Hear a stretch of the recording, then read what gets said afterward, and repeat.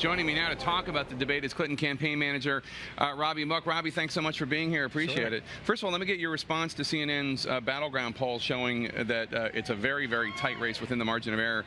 In two states you really need to win, Pennsylvania and Colorado. I don't think your campaign's even on the air in Colorado and has not been in weeks.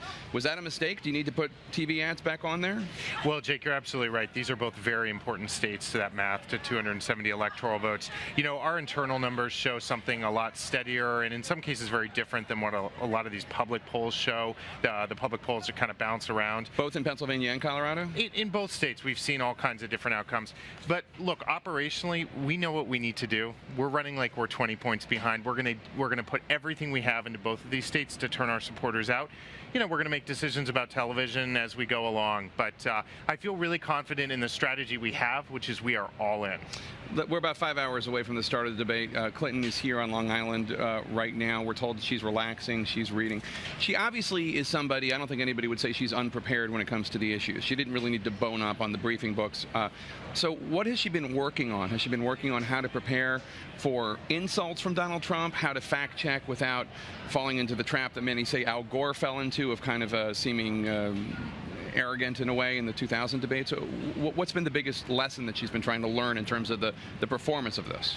Well, at every point in this campaign, she has done best when she has the opportunity to present directly to the voters the plan she has to make a real difference in their lives. And not just as president, but that this campaign is really a lifelong mission for her, to fight for kids and families, to make that difference. So that's key. But look, what we're asking for in this debate, you know this very well, we want these candidates to be judged fairly. You know, do they both have specific plans to make people's lives better? Do they both have a real command of the issues? Donald Trump has not demonstrated that so far. And lastly, Donald Trump can't lie and win this debate. You can't get a passing grade with the kind of just factual errors that he puts out whenever he speaks. So, how much are you expecting Lester Holt to fact check? Because I think the Commission on Presidential Debates has made it clear that they don't think that the primary role of the moderator is to say, "Pardon me, candidate X, but that's not true. Here are the facts. 1, 2, 3." Well, look, this is his call to make. He's in charge, and we respect that.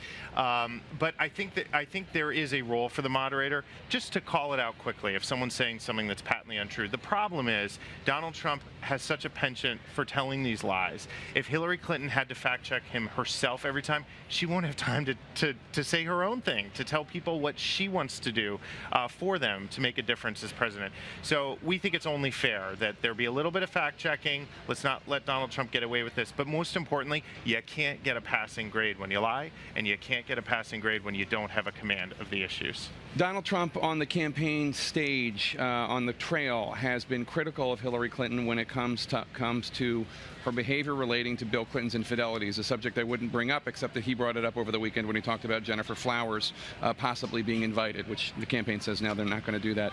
In fact, he has accused Hillary Clinton of going after some of the women that have been Bill Clinton's accusers.